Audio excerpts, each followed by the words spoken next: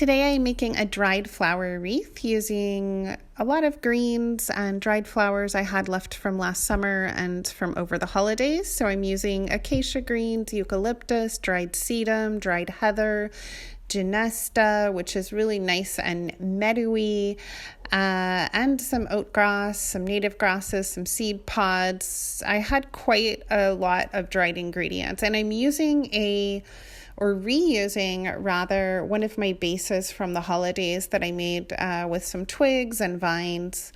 And so as you can see, I start by kind of laying out some of the dried flowers to see how big of a bunch I need to create to make the wreath full. And today I'm doing kind of a freestyle wreath, so it won't be not every bunch will be exactly the same. I want a little bit of movement.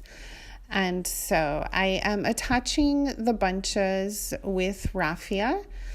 And I try to have a lot of ingredients in each bunch so that the result is a very textural wreath. And I like to have some movement away from the base of the wreath. So I'm adding ingredients that have a little bit of movement, and when I place them on the base, then I will make sure that they're moving away from the base, because that way we still have the circle. So basically, any wreath you make is made up of a bunch of little bouquets that you will make. And to make it as easy as possible, you want to make sure that the stems on the bottom half all have their leaves removed, and that you cut them about the same level. And then usually I tie them with raffia or twine, and I leave the raffia long so that then I can wrap it around the wreath. But sometimes I also just use another piece of raffia. And I try to tie it around the wreath and make the knot on the front so that then I can cover the knot with the next bunch. So again, with any wreath, you're creating little bunches, and then as you attach them to the wreath, all in the same direction, you're covering the bottom of each bunch with the top of the next bundle. Okay, so you don't want to see the raffia and you don't want to see the stems when your wreath is finished. Now, the reason I use twine or raffia instead of wire is because then when I'm done with the wreath, I can compost it and I don't even have to take it apart. It will, of course, compost faster if I cut it all up, but basically, I'm a sustainable florist, so I use twine and raffia. There's really no reason to use wire. And so I enjoy using all compostable ingredients so that my designs are circular. And as you can see here, I am making the bundle. One thing when you're making the bundles is to remember to place any kind of more delicate or shorter items in the front, like the grasses and the seed pods. You want those on the top of your bundle, okay? Because that way they won't get crushed by any of the other elements. And you will be able to see them on the front of the wreath and they will be protected. So, usually I will use greenery kind of on the back of the bundle, and then the more delicate grasses and items like that on the front of the bundle.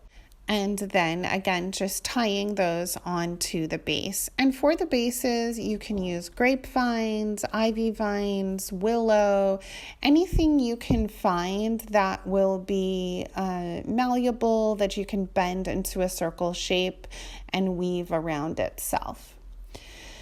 So basically, you just continue adding those bundles onto the wreath, making sure that each of the stems on the previous bundle are covered by the next. It's nice to save any scraps from your flower arrangements to create these textural wreaths. And if you are a floral designer, it's a great way to reuse items and create another product for your clients. This is a great way, even if you're not a florist, this is a great way to reuse your holiday wreath and to embark on a lovely activity on a winter evening or a cold day and kind of bring that idea of the summer meadow into your house during the winter. One thing I like to do halfway through making the wreath is actually to put it on the wall and see what it is that I need to add and see what where the direction of the wreath is going. Now, when the wreath is done, I will add in some small vines and branches by just poking those in, because at this point, once you have most of the bundles tied on, then it's quite easy to just poke stems in and they will stay. But you do want to make sure that they're secure. Now, another thing, when you are adding the last bundle, you want to be very carefully lift up the previous bundle and tuck those stems underneath so that then you have the full circlet and you are not seeing any stems or any raffia.